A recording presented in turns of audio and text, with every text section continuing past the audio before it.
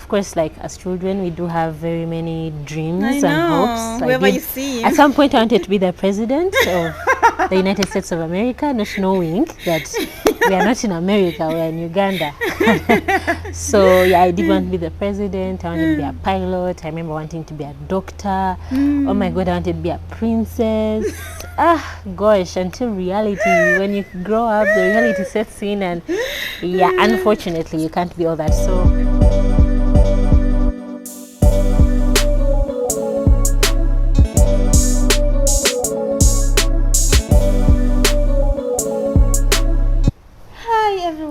welcome back to my channel. That's Annette Meyer. Once again, I do thank you for watching our videos all the time as I bring to you Ugandan universities and various amazing ladies who are doing science as well as other activities that involve leadership, business and all that. I'm so proud of every lady I do bring on this channel. So today I have someone who is really special, and that is our Patience. Well, she's going to introduce, who she is, and I can't wait, to know more about her, and we'll learn, so many things, from her. So let's roll.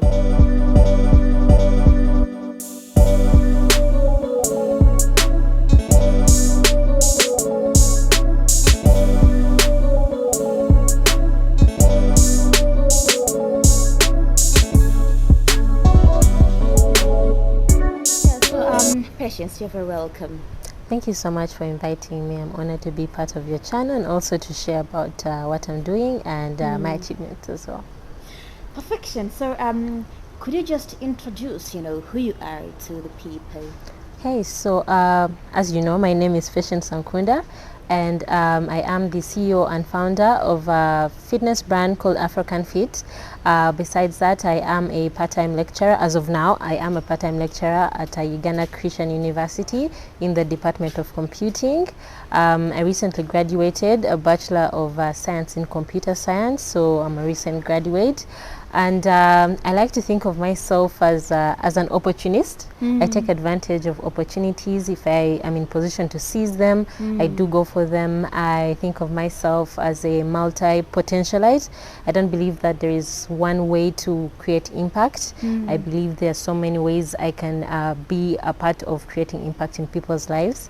And lastly, I'm a sports junkie. I do love playing sports. I have represented Uganda in a sport called squash, which is not really known here in Uganda, but yeah, I did represent Uganda to some good level, and that also led me into starting my fitness business as well.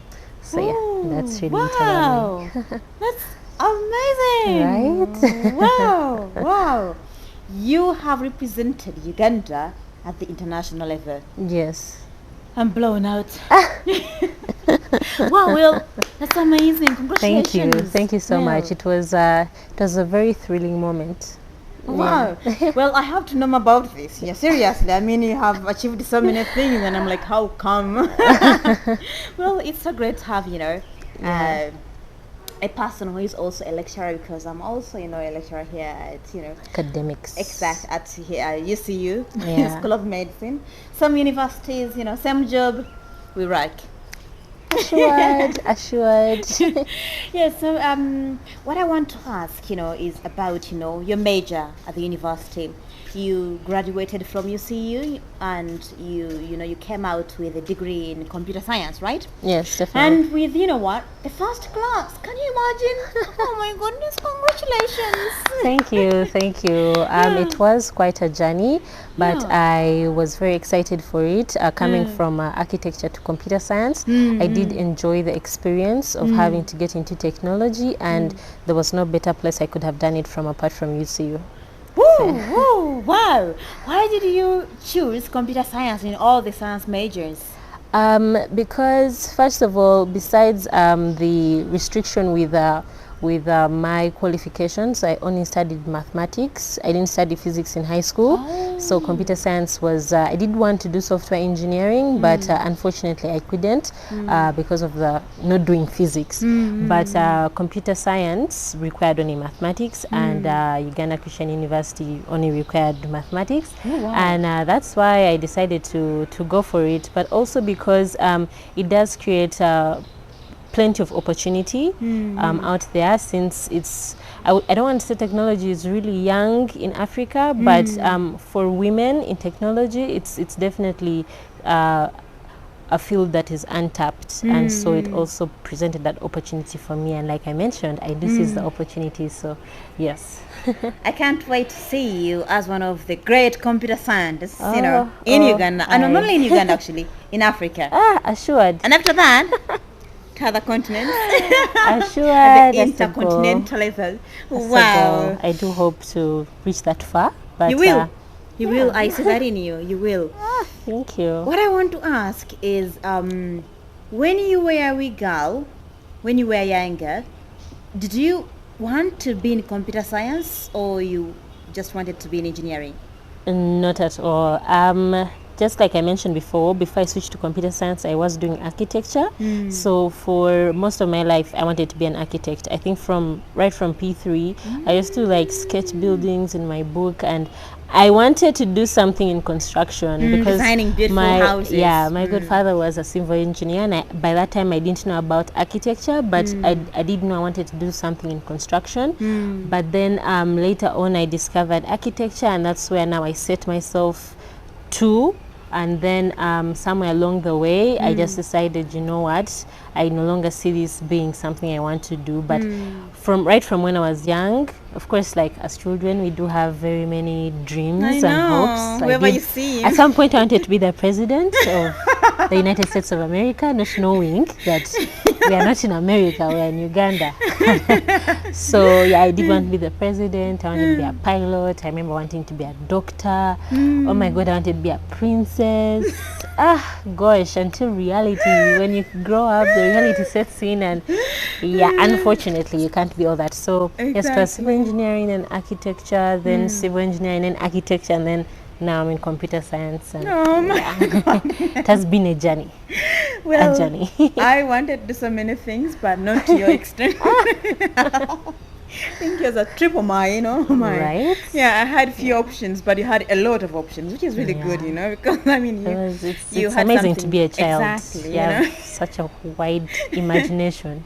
Yeah. I remember, because when you're watching a lot of TV, you even think like you want to be a superhero, you want to fly, such beautiful times. I totally understand. Yeah. Oh wow. I really hope that kids of these days can find ways of trying to choose what they want to do at an early age, so they can because if you start with something different and then you switch, that can be kind of wastage of time. So you learn some things, of course, but when you switch, you'll be like, oh, I wasted my years this time, But if you have some career guidance, it might help a bit. I feel, this is like something that has come up before. People would look at it like, okay, those 2 years you spent in architecture. So architecture at Makerere University is 5 years, and I studied 2 out of 5. And to some people, it seems like I wasted my time there, like, oh my God, those 2 years, will never get them back. But when I actually weigh 2 years against the rest of your life, those 2 years are actually very little. Yeah, exactly. They're very little. So I didn't feel any sort of like regret having actually done those 2 years. For me, it was more of satisfaction, because then I got to discover that, it is actually not for me. Because then I would have kept wondering, if I had done computer science right away, I would have wondered, what if, architecture was it for me? Because this was something I wanted to be right from when I was young. Like, I knew that I wanted to be the greatest. Exactly, I wanted to be like one of the greatest architects. But if I hadn't pursued architecture first, then I think right now I would be wondering. But it's I feel like the experience of having to first try out architecture did teach me quite a number of things, in that by the time I joined computer science, I was now sure that I actually wanted to go down this road. So I would advise people, try it out. There is that thing that you want to do, and you will never know what it's like in that world until you actually give it a try. I know some people may not have that opportunity to do so. I was very fortunate that my parents were, supportive. My family was supportive, so they did support my change. But for others, it could be difficult. But there's some things that you can do to try out and see, is this really what I want? Just give, that that doubt an opportunity to grow, and then you never know what can surface from it. Oh, that's an excellent way of looking at it, you know, because so many people tend to cry, oh, I wasted my time, but can never come back, you know, but embrace what you learned from there, and then be like, good, I have noticed this. After 2 years is almost nothing, so let me move on. Yeah. Wow. What induced you to change from your childhood passion, like, you know, to computer science? Well, it's a very long story, but it's something that I do share in one of my TED Talks. I was invited to be a TEDx speaker at IUEA, so the video should be up on TED or their YouTube. Oh, what is IUEA, sorry? IUEA is International, is it IUEA, International University of East Africa?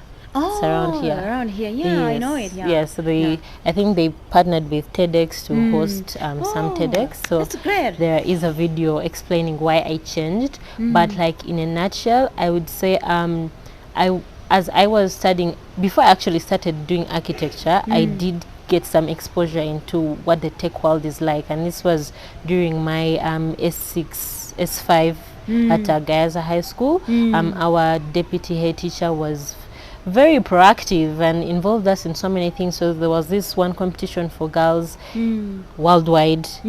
They required us to create solutions, technology solutions that would solve problems within our communities. So there I was wondering, okay, now they want us to create apps that will solve a problem, but like we are in high school, how do these guys expect us to have any knowledge of like computer science or building apps? So I was really curious, because by then my brother was studying computer science, and I asked him, is it possible to, you know, build apps without having to study computer science? I was like, yeah, there are some platforms which you can use, and those are the platforms that they taught us, and we built something, and it was really interesting to see something that you've worked on actually, you know, be in position to solve something. It was such a beautiful experience. And then unfortunately we didn't win in Africa, but I was given the opportunity to travel to San Francisco for the world events, the final event, to watch other girls battle it out to win. But that whole experience actually changed my perspective of technology, because I was seeing what technology, the opportunities that technology creates for us to solve and impact people's lives. And so seeing their solutions, seeing how passionate they were, and these were girls like from 7, 10, and they just, you know, the confidence that was exuberated there, it was, you know, it was astonishing. So I felt, wow, this is such a beautiful world to be in, because technology creates so much room and opportunity for you. But then by then I had been given architecture on government, you know, I was like, you know what, let me go test this out, see how it goes. Never know. If need be, then I can switch. But I would be switching to technology as opposed to switching to civil engineering or quantity surveying. I felt it was technology for me after that experience I had gone through. So Oh, actually you can, you know, you can apply computer science, you know, and you can actually help so many people who are in architecture. Yeah, that's true, because I know the architects use software, so they're actually enabled by technology to do their work. So probably, in the future, that's something I could see myself doing, getting into the architecture space in that regard. And I mean, technology has so many possibilities for one, so I wouldn't be surprised, or you wouldn't be surprised if I do get in that space. Yeah. We shall be waiting, you know, to see, you know, whatever you can do in your field and how that can be applicable, you know, various fields. Yeah. I just can't wait to see that, because I'm going to follow you. I'm going to follow you, whatever you do. Better. So, you know, you were in government, you know. I mean, if you have a government scholarship, you know, you might be like, oh, but I'm losing this scholarship, you know, it's prestigious, right? And then you're like, oh no, it's okay, let me go to UCU. In all universities, why did you use UCU? You mentioned briefly about this, but can you just let us know more about it? Why you chose UCU specifically?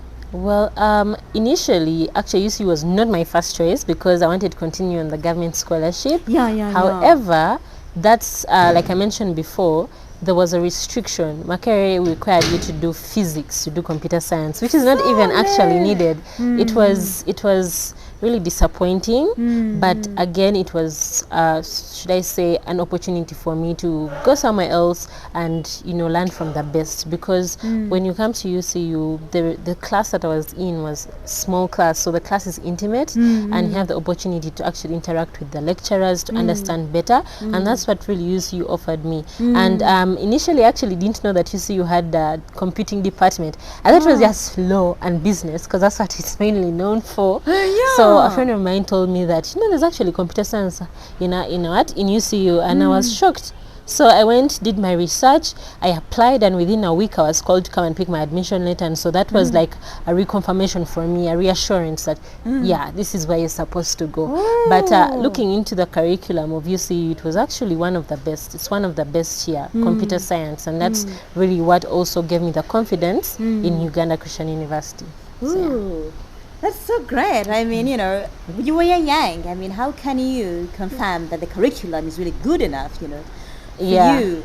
I think it was, so when I was joining computer science, I had one thing in mind. I wanted to be in the field of machine learning and artificial intelligence. And so UCU, in your third year, you have like many options in that regard. We have computer vision, we have image processing, and those are things that I really wanted to study, and they would help me in my machine learning journey. So that's really why. That was when I saw that, I knew that, okay, definitely.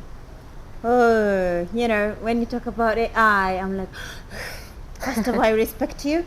And then I'm like, oh, won't you take my job in the future? But anyways, I am joking. But you know what? I can't wait to see whatever great, you know, you do in your field. Because, you know, I'm going to be looking up to you, and I'll be like, yay, we have Patience who I will definitely do my best. Yeah, I will do my best. And you will do, because I see that element in you. You will do. You are so determined. That's amazing. Yeah, that's you're amazing. so determined. Yeah. So, leaving that aside, we are going to talk about, you know, the things you do outside the class. You have this business you briefly talked about, you know, initially. Yeah. But can you tell us more about that business and Oh, when okay. you started it? So Afrocanfit was started while in lockdown, June 2020. So it's making 2 years as of now, 2020. And this was started when I was in my second year of computer science. And it's a business that was inspired from my own fitness journey. Like I mentioned, when I got into sports and I really wanted to be fit for my sport, to be a better sportswoman, I decided to try to shed off a few pounds, try to become, you know, faster, just so I could keep improving. There was a tournament I was preparing for in 2019 in Mombasa. So as I was working hard towards that goal, I did lose weight. I did become faster, and even when I went for the tournament, I was among the top 3. And so when we came into lockdown, now everyone is getting into fitness. I had people coming asking me, what did you do? Can you help us? Can you show us? You know, that kind of thing. And so I was seeing like an opportunity there. Like I mentioned, I'm an opportunist. Yeah. So I saw the opportunity to actually share this knowledge. And so I did a tryout. I made like a challenge, a home workout challenge, to sort of like push people to like lose weight. And it was just a trial run for like a month. I had like 35 ladies join me, and there were amazing results. And so I was like, you know what, I think this is something that we could keep doing, but is there a way I can monetize this? And so that's when I started charging. I would charge like a small 30K. I remember I made like my first 2 million just from selling this program. And it was amazing. I was like, wow, okay, this has the potential to be something big. I mean, people are coming to me, yet there are existing trainers out there. But it's because I was someone they could relate to, because I've been in their shoes, struggling with weight, and you know. So I did see that as an opportunity. Then I decided to make Afrocanfit a legal business, and then now we went into products, the physical products. So now we sell mats, ropes, bottles, resistance bands. We're getting into the product space. So if you're looking for anything fitness, would be like your go-to guys. Yeah. So we have everything. Yes, we want to be the one-stop shop for everything fitness. If you're getting started from home, if you're going to the gym, we want you to come to us to find what you need, so you don't have to struggle going on Amazon like I did. I was trying to search for resistance bands here and I failed to get, so I had to order from Amazon, and that took a long time, and that also was expensive. So exactly, I saw the opportunity here. Let me be the one to provide these things, and then we increased our product base, and now we're still growing. So I'm really positive for the future. But that's like Afrocanfit in a nutshell. You can follow us on social media, Afrocanfit. Also, we have a website, so you can place your orders through our website. We do deliveries. It's an online business, so we don't have any physical location. Ooh. Yeah, we've been online since lockdown. So anyways, lockdown, we were not doing anything. We were online, so we decided to continue with that trend. But we do partner with shops, physical fitness shops. So we have our products there as well with them. But yeah, that's really Afrocanfit in a nutshell. I mean, you're doing a lot, Who helps you to find out all these things, Yeah, I mean, you see, that's where now the advantage of being in the technology space comes in, because not only do I make and run my own website, it was also easy for me to, find the manufacturers who could make these products for us, because we don't make them from here. We design them from here, but we have someone manufacture them. And then also creating the programs, we had to design them, still using technology, and then providing to our customers with the programs as well. So it's basically being in the technology space sort of opened that door for me and made things easier for me. So it wasn't like someone told me to do this. I was just, I have this knowledge of technology. Let me see how I can use it to actually, make money. Apply it. Yeah. The smartest, people in the world. We rock it. Give me 5. So before we continue, with the next part of our interview, can you tell us more about, these competitions, in Mombasa, and then the one where you had to represent Uganda? I want to learn more about those things, because I'm like, I'm so taken away. it's so spellbinding, for you to be at the international level in sports. Sports, your fitness, then computer science. It's like, hey, that's a lot. So before I actually joined squash, I was, like I mentioned, as a sports junkie. So I started playing sports right from my top class. I think I was like 6 years old. I was involved in Kampala Kids League, then Uganda Junior League, and then what else? So then even in school, I was taking part in sports because I just loved engaging in sports. I didn't like just sitting around. I actually enjoyed sweating. So, but then I was like an all-rounder. You'd find me in multiple sports. There was not really any sport that I was very good at. I was just good at all sports, like anything sports. Oh, we have this competition here, let's go. So when I joined Makerere University, we did have inter-hall competitions, and that's where I got to be introduced to squash. If you actually go to Makerere University and involved in sports, that's when you actually get to learn about squash, because there's a squash court there in Makerere University. So I'm told of a sport called squash. I never heard of it before. What is this? Yeah, but it's a very interesting and engaging game. What I loved about it was the fact that in like 2 minutes I was already sweating profusely. Like it's a very, very engaging game. And so from there I was told, Uganda actually has no Ugandan female team. The male team has even been representing Uganda in Commonwealth Games. When women join squash, they find it so difficult. And for some reason, when I hear things are difficult for women, or like people say that this thing is difficult for women, I want to prove them wrong. So when I heard that, I'm like, okay, let me go for it. So I decided to, put my time into learning the sport. And actually engaging in it, becoming good at it, and then the opportunity to go for World University Games for squash came, and now I could go because I was the only girl who was actually serious about the sport. So that created an opportunity. Fully paid trip. We went to the UK. It was my first time in the UK. So it was very, very fun. Of course, by then I was still not really very good. I was still an amateur, but being like the best in Uganda was still something. Yeah, exactly. And then after that, after getting exposed to different women in different countries playing the sport and seeing how good they are. It was a challenge for me. Exactly. So I wanted to also be good. So that's when now I started focus on, you know, my fitness. Would go for tournaments in Kenya. Kenya is more active in squash. They have more tournaments. So for you to gauge your level, it will be good for you to take part in their tournaments. So there they actually have very many women. Here in Uganda we're very, very few. We don't even cross 5, not even 3. So yeah, it was, for me it was, I need to go to see if I'm becoming better at it. So would go and, you know, you're trying to climb. So I told myself, you know what, this tournament coming in December 2019, I have to, you know, be top 3. Like that was my target. Like I need to be.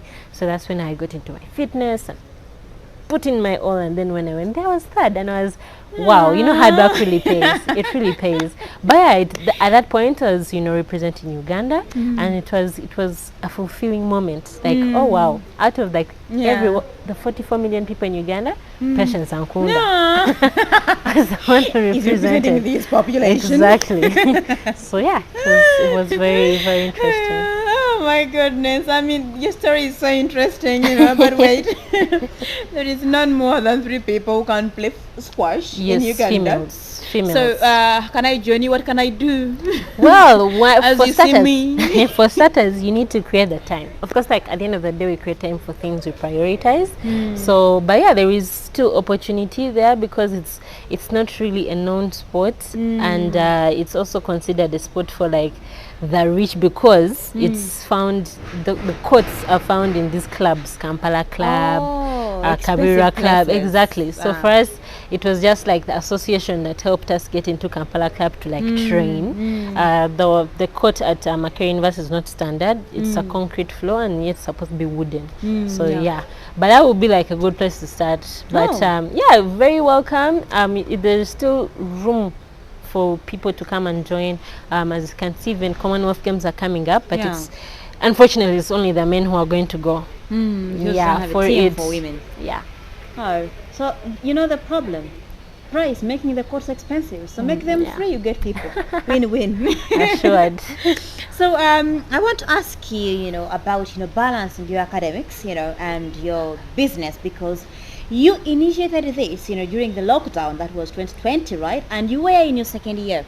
You had to do your 3rd year, right? And that is the hardest year because that's the final year, right? Yeah. So how did you balance your academics, you know, and this?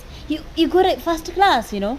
Hey, oh my goodness, you know what it means to have first class from one of the best universities in Uganda?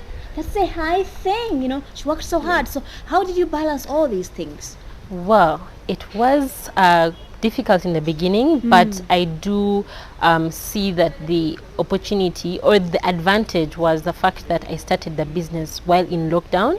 So it gave me time to sort of set the business off before now school resumed. So by the time school opened, the business was ready somewhere where it could actually start, you know, moving on its own without me exactly being there. But the only challenge was the fact that most of my customers were in Kampala.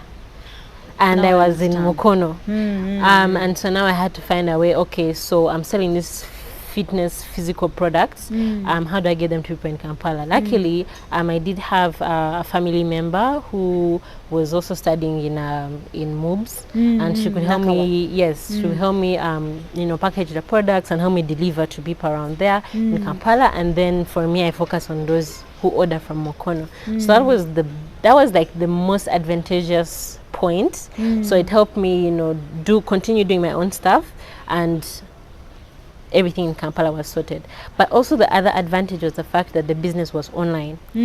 So for people to actually place their orders or use social media or our website. And so someone places an order, then you give the person in Kampala the details, and then she gets in touch with them and then sends out a package. So that was like the advantage. The other thing is, you know, at the end of the day, you will still need to find that balance. You will still need to find that balance, and that comes down to how you prioritize your timing, how you prioritize your time.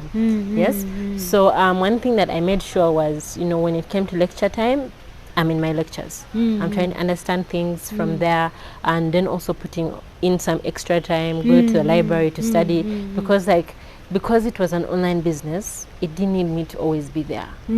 So I could have my time in the morning. I check to see if there are any orders. I schedule some posts to go on social media, and then like maybe like once every hour, like for like 5 or 10 minutes, I'll check to see if anyone is asking for anything. So it was something that was very, very doable, and it was something that, another thing was because I enjoyed it. Oh yeah, So I loved it. So it was exciting. Do you know what it means to make money while you're sleeping? It was so exciting. You're sleeping and then you hear a notification, someone has purchased an item. It was such a beautiful feeling. But because technology was merged, and yet I'm studying technology, it was just easy. It was just easy to just find that time for everything.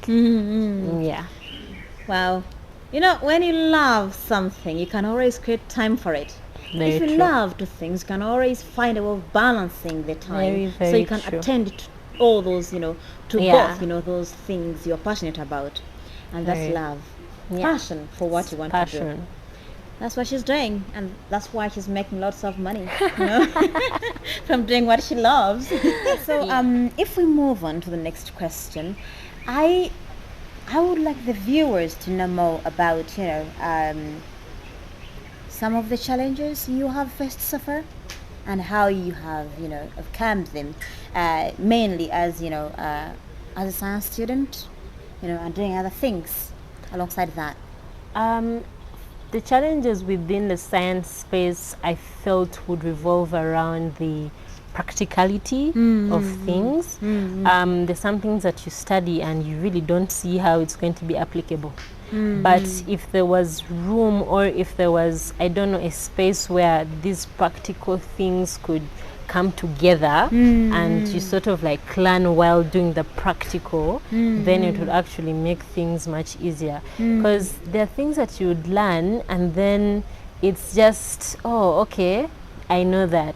It's just knowledge. But you don't have the you don't have the opportunity to put them into place. Like if you're going to study something to do with virtual reality, it would be good to walk into a room and everything is like, it's virtual. You're in position to actually do hands-on things. If you're going to if you're learning something called compiler construction, we should be in position to actually build a compiler and then, have it running and people using. But there is sort of like a limit. But however, I do acknowledge the fact that we have come from far. The science that we're studying now, or the practicality that we have available now, is different from what it was back then. So Uganda is advancing in that stage. However, I would like to also see more advancement, because then it becomes easier. It sparks that interest to continue working in those fields, because the people who come, they just study and then they move on. Exactly. Like, so they just did it because I just need a degree. But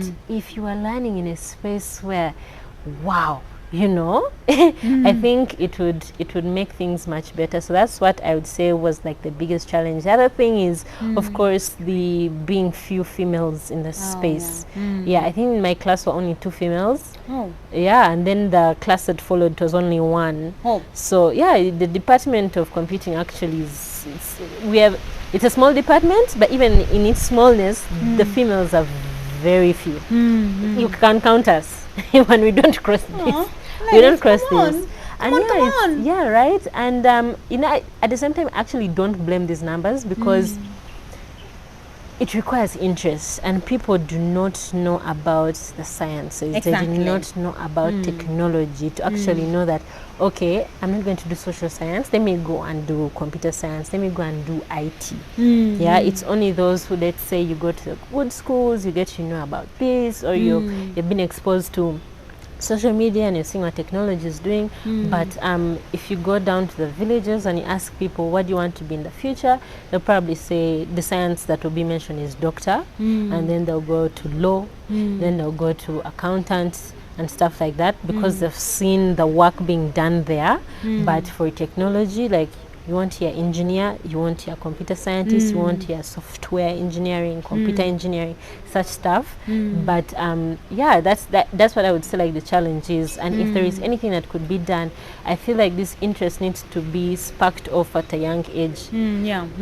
Children as young as 6, 7 need to start getting exposed to, you know, the possibilities of technology, what technology can do for us, such that we can have more people and more females especially come into that space with confidence, like I want to be a computer scientist, I want to build this, you know, the metaverse now. We're getting into metaverse, you know, I want to do this and that, like with confidence, as opposed to let me do business, let me do social work, let me do law, we want to see more females in a space. And I feel like it would really be an amazing future if we could make that happen.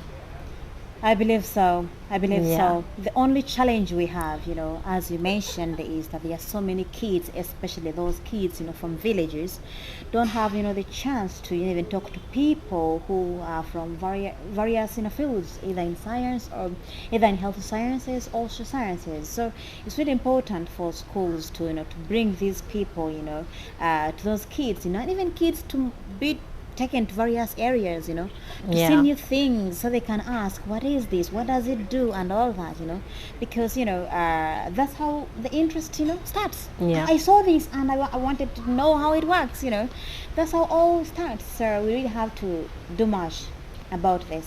Definitely. So if we talk about, you know, the future of your work, you know, what can you say about, you know, your business and all that? Well, first of all, fitness in Africa is very young. It's virgin. I know that gyms have been existing for a long time, but people actually getting involved in fitness and wanting better for their physical health, it's starting to, you know, grow in Africa, because when you see the trends abroad, everyone is working out, everyone is eating healthy, and, you know, as we move to middle income status, that's also what's happening in Africa. So I do see the opportunity that fitness has for us, and now I didn't want to wait until then to start. I wanted to build the foundation now, so by the time that time comes, like, people already know about Afrocanfit. It's an African brand. But one of the things I'm mostly excited for is the opportunity in technology. So we have seen multiple fitness technologies, such as the watches that have come up to help us, you know, monitor and track our steps, our heartbeats, and, you know, how much we're actually burning. So, but most of these things have not been designed by Africans for Africans. Exactly. So that's what we want to get into. We want to get into the fitness technology space, how we can apply machine learning into helping Africans, you know, achieve their goals. Wouldn't it be good for you to know whether you're in a caloric deficit or caloric surplus, to know if you're actually losing or increasing, apart from the weighing scale? Because at the end of the day, the challenge that we have is you work out, you feel like you're eating, you know, little, so you're so sure that you're in a caloric deficit, but you are gaining. So why? It's because those metrics, we don't have them. We can track, for now we can track what we are burning thanks to the watches, but we can't track what we're eating, which is also another challenge in Africa. We don't understand the foods that we're eating. So there must be a balance, actually, for us to be healthy in proper conditions. So we want to get into that space as well, basically how to merge technology and fitness and create fitness tech solutions by Africans for Africans. So that's what the future is. And of course I have to apply my technology. Exactly. So that's why it comes into play. So that I'm passionate about fitness, I'm passionate about technology, so how do I marry them? You're gonna marry them, I have no doubt. You know, I mean, I've been to so many gyms, you know, at my university where I finished my bachelor's degree. We had these machines, and, you know, everything was full of technology, and I was like, oh my goodness, how do I step on this, and how come I see this value, how does this work, you know? So I have no doubt you're gonna apply this technology, you know, to your business, and it's going to be one of the best, you know. Yeah, just look out for Afrocanfit. So don't be shocked when you see it everywhere. Like, everyone just talking about Afrocanfit. This is where we began. You just know. And the end is not there. It doesn't exist. You don't have the end, you know. Yeah, there's no end to it. It's infinity. So, Patience, what can you tell to a younger girl who wants to do, you know, let me say, science, and as well, you know, business? What can you say briefly? the only limitation that is there is you. There is so much that you can do if you put your mind to it, and also if you're passionate about it. One thing I've learned from just trying out things is, even when you try those things out, there's something you're going to learn, not only about yourself, but also, you know, about the field and how it can be applied in your future.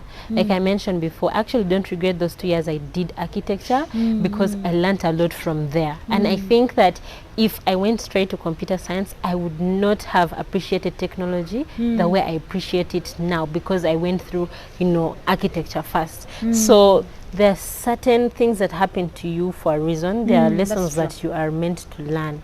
But don't be afraid to shine. Don't be afraid to try out things. Don't be afraid to stand out, because I assure you, once you join science and technology, you're already standing out, because we are few in the space. So by you choosing to actually go there, you're already 1 in a million, and that's something to, you know, be proud of. That's something to make you feel special. And when you get there, don't feel intimidated, because I know it can get very, very intimidating. You're seeing guys who know what they are doing, guys who, you know, are really passionate, guys who, and then it makes you feel like, am I in the right place? Am I doing the right thing? And then imposter syndrome sets in. But just remember, at the end of the day, everything is meant to happen for a reason, and everything works out in the end. Just keep pushing.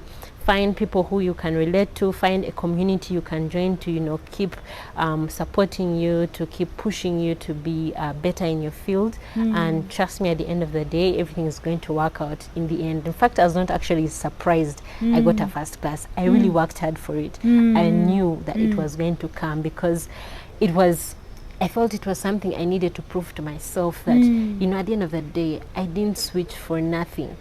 I actually do love what I'm doing, and I'm putting in my all to also show young girls out there that you can actually achieve when you set your mind to something. And I hope that that story inspires you to keep going, no matter the challenges that you face, because the challenges are there, and there are very many. You face unique challenges, but just keep going. The future is bright for us, and we have an opportunity now, because we are few in the field, and we have the opportunity to create a lot of impact just by being female in science and technology. Yeah. There is nothing I can add. She said everything. Well, thank you so much for watching us. This is Annette Meyer. We have been with Patience here. Thank you so much for watching. We love you so much. Don't forget to support us by subscribing, and of course follow her. Follow her on Twitter, Instagram. Yeah. And also Snapchat. Okay, on all socials. I'm Patience Anks. Yeah, I do. I'm Patience Anks on all social media platforms. So you can just search for Patience Ankunda. And for my business, it's Afrocanfit. You can also follow us just to see how we are growing. Because we are definitely coming for the world. The world's not ready for us, but we are ready for you. No, they should get to know how they can deal with you. Right? Definitely. Yeah. Thank you so much for coming. I do appreciate your time. Thank you so much, Patience. Thank you so much, our viewers. Don't forget to share this video, because we have to impact as many lives as we can. You know, we are women in science. Thank you. Subscribe, like, share, and we are women in science, and we are trying, you know, our best to show you, you know, whatever we have achieved and how we have achieved it, you know, showing you that everything is possible once you get the right people to help you out, you get the resources, and then your mind on it. Thank you. Bye.